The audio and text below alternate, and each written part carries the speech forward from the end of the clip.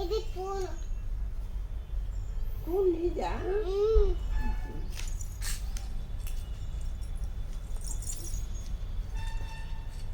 ఇదేంటి?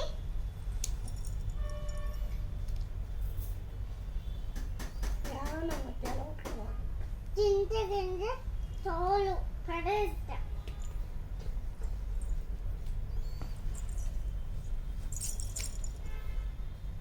తాత చింత గింజ తోలు.